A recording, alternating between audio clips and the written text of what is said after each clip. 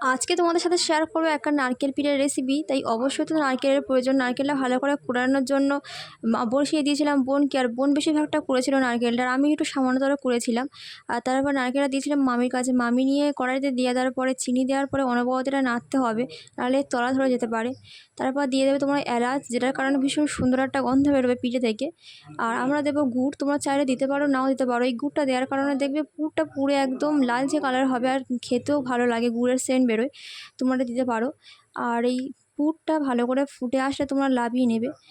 এই ফোটা ফোটা অবস্থায় একটু জল জল থাকা অবস্থায় তোমরা নামিয়ে নেবে, তাহলে দেখবে পিঠেটা খুব ভালো হবে।